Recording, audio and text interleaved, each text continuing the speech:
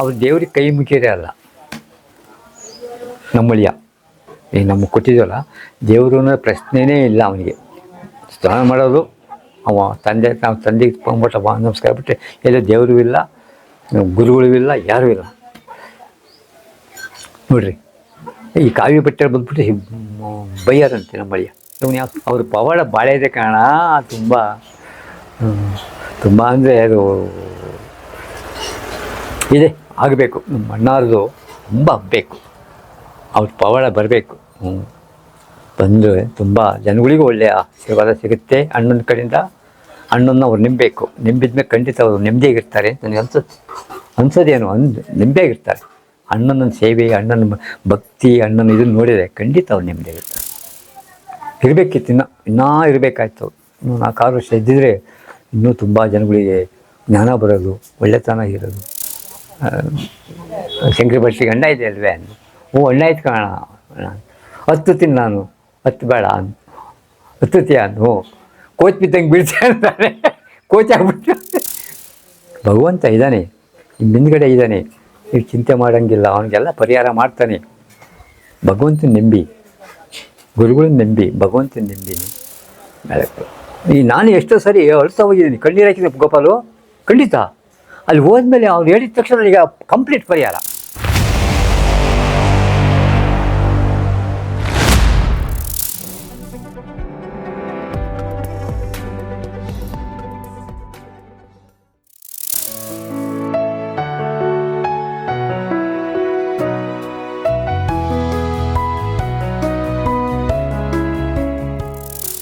ಮಗನ ವೆಂಕಟೇಶ್ ಅಂತ, ತಿರುಪತಿ ವೆಂಕಟರಮಣ ಹೆಸರು. ಎಲ್ಲ ನಮ್ಮ ತಿರುಪತಿ ಹೇಳೋಣ, ಅದೇ ಹೆಸರು. ಅವ್ರು ದೇವ್ರಿಗೆ ಕೈ ಮುಗಿಯರೇ ಅಲ್ಲ. ನಮ್ಮಳಿಯ ಈಗ ನಮಗೆ ಕೊಟ್ಟಿದ್ವಲ್ಲ, ದೇವರು ಅನ್ನೋ ಪ್ರಶ್ನೆನೇ ಇಲ್ಲ ಅವನಿಗೆ. ಸ್ನಾನ ಮಾಡೋದು ಅವ ತಂದೆ, ನಾವು ತಂದೆಗೆ ಬಂದ್ಬಿಟ್ಟು ನಮಸ್ಕಾರ ಬಿಟ್ಟರೆ ಎಲ್ಲ ದೇವರು ಇಲ್ಲ, ಗುರುಗಳು ಇಲ್ಲ, ಯಾರೂ ಇಲ್ಲ ನೋಡ್ರಿ. ಈ ಕಾವಿ ಬಟ್ಟೆ ಬಂದ್ಬಿಟ್ಟು ಬೈಯಾರಂತೆ ನಮ್ಮಳಿಯ. ಇವನು ಯಾವ ಅವನು ಕಾಯಿ ಬಟ್ಟೆ ಹಾಕೊಂಡು ನನ್ನ ಮಕ್ಕಳು ಗುರುಗಳೇ ಅವ್ರು ಮಾಡೋ ತಂದೆ ತಾಯಿಗಳು ಮಾಡಬೇಕು ಅಂತ ಈ ಥರ ಮಾತಾಡ್ತಿದ್ರು. ಯಾರು? ನಮ್ಮಳಿಯ. ನಮ್ಮ ಮಗಳು ಬಂತ, ನಮ್ಮ ಮಗಳು ಗೊತ್ತಲ್ಲ ನಾನು ಗುರುಗಳ ಬಗ್ಗೆ. ಬರ್ರಿ ಹೋಗೋಣ ನಾವು, ಬರ್ರಿ ನೀವು ಬರ್ರಿ, ನೀವು ಏನು ಮಾತಾಡೋಕೆ ಹೋಗ್ಬೇಡಿ, ಸುಮ್ಮನೆ ಬರ್ರಿ. ಇವರು ಹೋಗ್ತಿದ್ದಂಕಲೇ ನಮಸ್ಕಾರ ಮಾಡಿದಂತೆ ಗುರುಗಳು ನೋಡಿ. ನಿಮ್ಮ ಮೆಟ್ಟನ್ನು ಹತ್ತಿ ಅವ್ರ ಗುರು ಬಾ ವಾಣಿ ಅಂತ, ನಮ್ಮಳಿ ವಾಣಿ ಅಂತ ಕರೆಯೋದು ನಮ್ಮ ಈ ಗುರುಗಳು. ವಾಣಿ ಬಂತ, ಗೌಡ್ರು ಬಂದರೆ ಇಲ್ಲ ನಾವು ನಮ್ಮ ಮಗಳು ಬಂತು. ಗುರುಗಳು ನಮ್ಮ ವಾಣಿ ನಮ್ಮ ಮಗಳು ಬಂತು. ಅವ್ರ ಅಮ್ಮರು ಹಂಗೆ ಇದ್ದು ಎರಡೇ ಗುರುಗಳ ತಾಯಿ. ಅಯ್ಯೋ ನಮ್ಮ ಬಗ್ಗೆ ತುಂಬ ಅವರ ಇವತ್ತು ಅವರು ಪದ್ಮನೂ ಅಷ್ಟೇ, ಪದ್ಮಮ್ಮನೂ ನಮಗೆ ಬಗ್ಗೆ ಭಾಳ ಅಭಿಮಾನ. ಯಾವ ಹೆಣ್ಮಕ್ಳು ಅಷ್ಟೇ, ವೀಣಾ ವಾಣಿ ವೀಣಾ ಹೂವಿ ಭಾಳ ಇದ್ಬಿಟ್ರಿ. ನಮಗೆ ಭೇದನೇ ಇರಲಿಲ್ಲ, ಆ ಮಟ್ಟಿಗೆ ಇತ್ತು. ಹಾಗೆ ನೋಡಿ, ನಮ್ಮ ಮಳಿಯ ಅಲ್ಲಿ ಹೋದ್ಮೇಲೆ ಗುರುಗಳನ್ನ ನಿಜವಾಗ್ಲೂ ಪ್ರತ್ಯಕ್ಷ ಗುರುಗಳು ಇವರು ಖಂಡಿತ ಮಾತಾಡೋ ದೇವರಿದು, ದೈವಾನ್ ದೇವರೇ ಕಣೆ ಅಂತ ನೋಡಿ. ನಮ್ಮ ಮಳಿಯವ್ರು ಯಾವ ದೇವರು, ಯಾವ ಗುರುಗಳನ್ನು ನೆಮ್ಮದಿದವರು, ಸ್ವಾಮಿಗಳು ನೆಮ್ಮದವರು, ಇವ್ರು ನೆಮ್ಮಿದ್ರು. ಇವತ್ತು ಅವ್ರ ಮನೆ ಫೋಟೋ ಇದೆ, ಓಡ್ದ ಫೋಟೋ ಹಾಕಿದ್ರೆ ಫೋಟೋ ಮುಂದಕ್ಕೆ ಹೋದಲ್ಲಿ ನೋಡ್ಕೊಂಡ್ರೆ ಹೋಗಲ್ಲ. ನಮ್ಮ ಮಳಿ ಆಗಲಿ, ನಮ್ಮ ಮಗಳೇ ಆಗಲಿ, ಮೊಮ್ಮಕ್ಕಳೇ ಒಮ್ಮೆ ಅವರು MBBS ಮಾಡ್ತಾಳೆ. MBBS ಮೆಡಿಕಲಲ್ಲಿ ಒಬ್ಬಳು, ಇಂಜಿನಿಯರ್ ಮುಗೀತು ಒಬ್ಬಳು ಮೊಮ್ಮಗಳು, 2 ಹೆಣ್ಮಕ್ಳು. ಅವರು ಕೋಟ್ಯಾಧಿಪತಿ ಅಂದರೆ ಬೇಕಾದಷ್ಟಿದೆ. ತುರುವೇಕೆರೆ ಇದ್ದಾರೆ ನಮ್ಮ ಗುರುಗಳ ಭಕ್ತರುಗಳು. ಅಯ್ಯೋ ಮಾತಾಡ್ತಾರೆ, ಏನ್ರಿ ಗುರುಗಳೇ ಅಂತಾರೆ. ನಮಗೆ ನಿಮ್ಮವರು ತುಂಬ ಜನ ಬರ್ತಾರೆ. ಅವ್ರ ಪವಾಡ ಭಾಳ ಇದೆ ಕಾರಣ, ತುಂಬ ಅಂದರೆ ಅದು ಇದೆ, ಆಗಬೇಕು. ನಮ್ಮ ಅಣ್ಣಾರದು ತುಂಬ ಬೇಕು, ಅವ್ರ ಪವಾಡ ಬರಬೇಕು. ಬಂದರೆ ತುಂಬ ಜನಗಳಿಗೂ ಒಳ್ಳೆಯ ಆಶೀರ್ವಾದ ಸಿಗುತ್ತೆ ಅಣ್ಣನ ಕಡೆಯಿಂದ.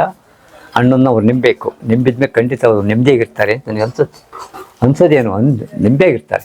ಅಣ್ಣನ ಸೇವೆ, ಅಣ್ಣನ ಭಕ್ತಿ, ಅಣ್ಣನ ಇದನ್ನು ನೋಡಿದರೆ ಖಂಡಿತ ಅವ್ರು ನೆಮ್ಮದಿಯಾಗಿರ್ತಾರೆ. ಇದು ಸತ್ಯ, ಮಾತೇ ಇಲ್ಲ. ನಮ್ತ ಹೆಚ್ಚಿಗೆ ಇವತ್ತು ಮಾತಾಡೋದವರು ಇವರು ಹೆಚ್ಚಿಗೆ ನಮ್ತ ಮಾತಾಡೋಲ್ಲ. ಭಾಳ ಗೌರವಸ್ಥರು, ಎಲ್ಲ ರೀತಿಯಲ್ಲಿ ಗೌರವಿಸಿ ಬೆಲೆ. ಆದರೆ ಅವರು ಅಲ್ಲಿ ನಂಬಿದೆ ನೋಡಿ. ನಾನು ಯಾಕೆ ಕರ್ಕೊಂಡು ಹೋಗ್ತೀಯಮ್ಮ ಚಿನ್ನು ವಾಣಿ ಅಂದರೆ, ಸುಮ್ಕರಮ್ಮ ಅಪ್ಪಾಜಿ ಬರ್ತೆ ಗುರುಗಳು ನೋಡಿ ಇವರು ಸುಮ್ಮನೆ ಆಗ್ತಾರೆ. ಯಾವತ್ತೂ ಭಗವಂತ ನಾವು ನಮಗೆ ಪುಣ್ಯ ಅಲ್ಲ ಅನ್ನೋದು, ಗುರುಗಳು ನಮಗೆ ಸಿಕ್ಕಿರ್ಬೋದು. ಯಾವ ಭಾಗ್ಯವಂತರು, ಯಾವುದೋ ಭಾಗ್ಯ. ಹಿಂದಿನ ಜನ್ಮದಲ್ಲಿ ನಾವು ಪುಣ್ಯವಂತಾಗಿ ಹುಟ್ಟಿದ್ದೀವಿ ನಾವು, ಗುರುಗಳು ನಮಗೆ ಮಾತಾಡೋದೇ ಅವರು. ತಪ್ಪೇನಾಗಲ್ಲ. ಎಲ್ಲ ಕಲ್ದೇವರು ಅಂತೀವಿ, ಇದು ಮಾತಾಡೋದೇವರು, ಪ್ರತ್ಯಕ್ಷ ದೇವರು. ಮೊನ್ನೆ ಹೇಳ್ಬೋದಾ, ಅದನ್ನು ಹೇಳ್ಬೋದೇ ಬೇಡ. ಒಬ್ಬ ನಿಮ್ಮ ಪೈಕಿನೇ ಅಲ್ಲಿ ಬ್ರಾಹ್ಮಣ ಪೈಕಿ, ಗೌಡ್ರೆ ಯಾವ ನಿಮ್ಮದು ಅಂತ. ನಮ್ಮದು ಸರಸ್ವತಿ ತಗೊಂಡ್ರಿ, ನೀವು ಬುದ್ಧಿದ್ದೀತನ್ರಿ, ಅಲ್ಲಿ ಬರ್ತಿಲ್ಲ ಅವ್ನು ತಗೊಂಡು ಹುಚ್ಚನ ತಗೊಂಡು. ನೀನು ಹುಚ್ಚ ಕಣೆ ಅಂದ ನಾನು. ಅವ್ನು ಹಂಗೆ ಅವನಿಗೆ ಖಂಡಿತ ನೀನು ಹುಚ್ಚ, ನೀನು ತಿಳ್ಕೊಳ್ಳಿದ್ರೆ ಹುಚ್ಚ, ಅವರಲ್ಲ ಅವ್ರಿಗೆ ಹೋಗಿ ನಿಮ್ಮ ಮುಂದೆ ಹುಚ್ಚ ಆಗ್ತಿ ಗ್ಯಾರಂಟಿ ತಪ್ಪಿದ್ದಲ್ಲ. ಅವನಿಗೆ ಪೈಕಿರ್ನಂಗಿದ್ದಾನೀಗ. ನಾನು 2 ದಿವಸ ಹೇಳಿದ್ದೀನಿ ಅವರಿಗೆ. ಅಲ್ಲಿ ನಾವು ಗೌಡ್ರಿನವರು, ನಮ್ಮವರೆಲ್ಲ ಪೂರ್ತಿ ನಮ್ಮ ಎಸ್ ಆರ್ ಲಕ್ಷ್ಮಿ ಇದಾರಲ್ಲ, ಸ್ವಂತ ಭಾವನೆಯ, ಬೇರೆ ಯಾರು ನಾವು. ನಾನು ಏನು ಹೇಳಿದ್ರಿ ಗೊತ್ತಾ ನೀವು, ಮನುಷ್ಯನಲ್ಲಿ ಯಾವತ್ತೂ ಅಹಂಕಾರ ಬರಬಾರ್ದು. ಅಹಂಕಾರ ಬಂದು ಮನುಷ್ಯನ ಕೆಡಗಾಲ.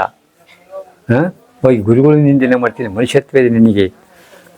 ಆ ಗುರುಗಳು ಬರಲ್ಲ. ಇಷ್ಟು ಜನ ಯಾಕೆ ಬರ್ತಾರೆ?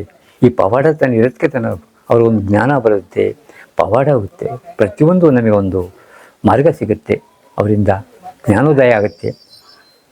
ಅಲ್ವರೇ? ಅವ್ರಿಗೆ ಕೇಳಿದ್ರಣ ಖಂಡಿತ.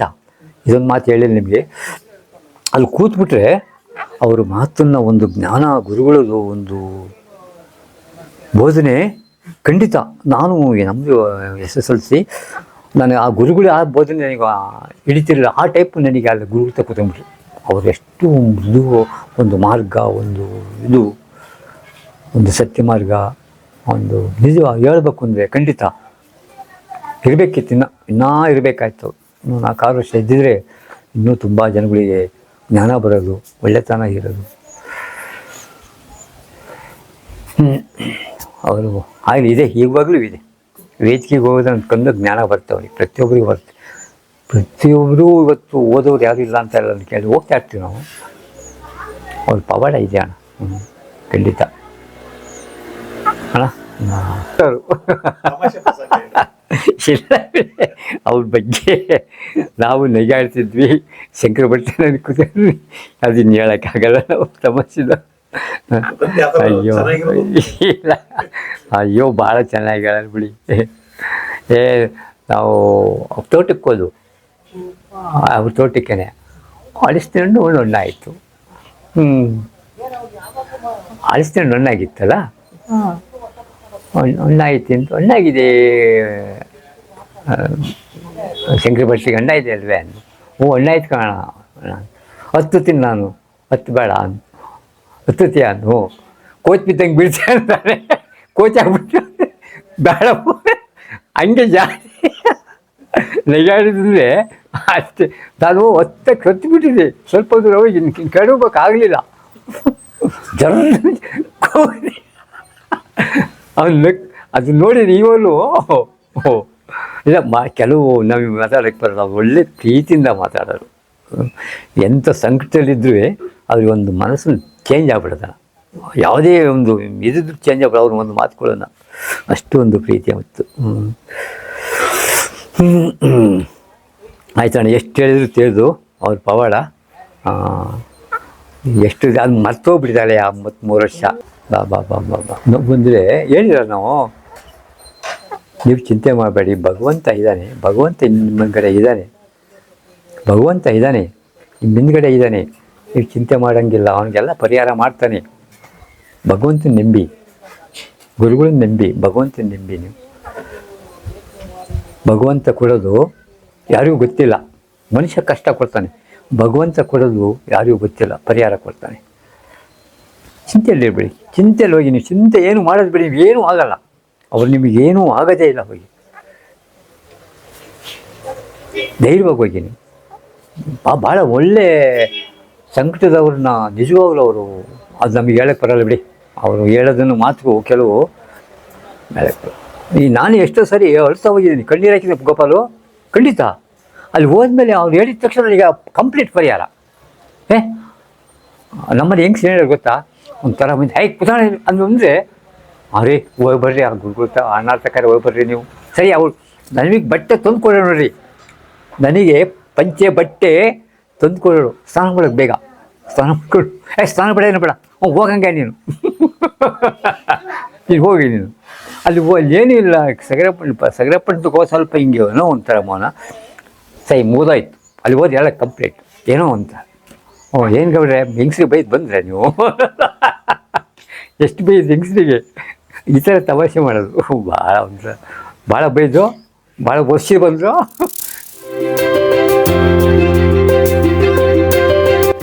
ದಯಮಾಡಿ ಲೈಕ್ ಮಾಡಿ, ಶೇರ್ ಮಾಡಿ, ಸಬ್ಸ್ಕ್ರೈಬ್ ಮಾಡಿ, ಮರೆಯದೆ ಬೆಲ್ ಬಟನ್ ಒತ್ತಿ.